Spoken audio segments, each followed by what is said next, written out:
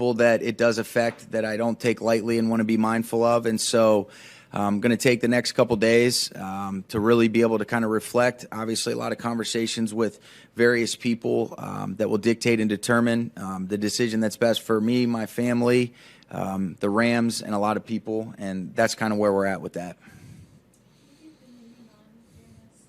My wife, my parents, and then I'll continue to lean on. I got so many, fortunate people that I can lean on, Jordan, whether that be within the Rams organization or even the platform that this provides for people that are in similar situations, can have some perspective.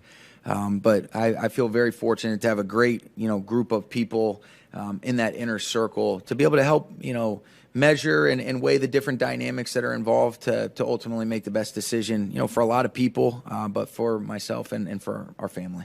Sean, as you go through this process, what's weighing on your mind the most? There's a lot of layers to it. I think, what I would say is I really have been trying to focus on, which easier said than done, finishing out this season the right way, being focused on these players, these coaches, continuing to try to compete to the best of our ability. And then now that you've gotten through that, there's a lot of different dynamics and there's a lot of emotion involved. And so I would say once there's clarity on whichever direction, I'll be able to provide that insight. But I think as it relates to just processing and digesting all of it, I want to be able to do that. As you guys that know me know, I'm a very impulsive person, and patience is not something that I do have. And so probably want to adjust the approach that I'm typically accustomed to taking, especially as it relates to a decision of this magnitude and all the different layers that are involved.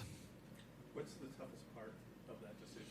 The amount of people that are affected, and then just being able to identify the things that will give you that clarity and that peace, while also continuing to acknowledge, the things that need to be addressed as you're trying to become a better and more complete person. When did you okay? Well, I don't know that it's not that I'm okay. I think it's more about just, how can you be at your best? This has been years. This isn't this isn't a new thing. This has been something that I think has gone on for those of you guys that know me for a handful of years, but it's a beautiful challenge. I don't look, it's one of those things about, I wouldn't change any part of this. And I know this too. A lot of the reflection is based on the culmination of years, because for this to have come up even last year, there's a convenient narrative on some other options, different things like that. But, the ultimate thing is you want to make sure that you make a decision that is in the best interest of everybody, that this platform that it provides, and that you're so fortunate to be able to have a positive influence on the amount of people that you're capable of doing it at the level that you want to. And that's really as simple as it gets. But I think in terms of just some of the different dynamics of making sure that this joy, this zest, this ability to be able to do the things at the level that you're capable of, how do you not let the challenges and the grind and the competitor in you, how do you not let that change the dynamic of who you want to be as a leader and those types of things? And that's kind of where I'm at. You're in such a good spot. You're kicking yourself. Well, I think the main thing is you lean on the right people. You continue to put your trust in the Lord on hoping for that clarity as it relates to the possible dynamics and the decisions. And then when you make a decision, you move forward with it and you don't look back. I think in some instances, when you go to those weak spots during this year, saying, it would have been easier to have taken some of the other opportunities that were at your disposal to avoid this. I wouldn't change this for the world.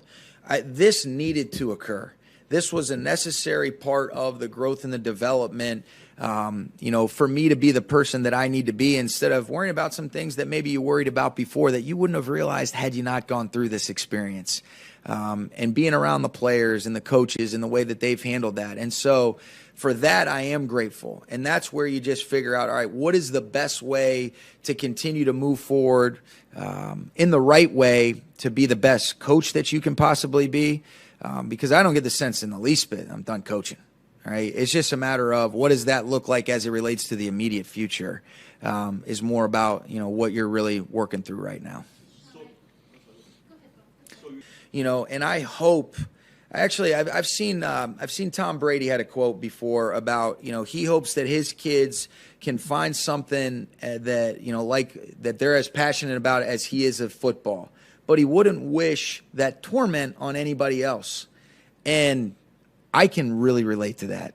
I can. I love this game, and a lot of the good things that have occurred because of the people around you, but because you've been fortunate to be in this role over the last handful of years, I think have been as a result of that good drive and that determination and that competitor and those different types of things. And then on the flip side, if you don't balance it and manage it the right way, it can be equally as destructive. And so figuring those types of things out, without being too dramatic, is one of the things that, you want to make sure that you're doing. And these experiences have been very beneficial as it relates to learning, to continuing to grow, because there has been growth that occurs, and then be able to make, better decisions, have a better perspective, be more grounded in general. Those are all the things that you're really working on.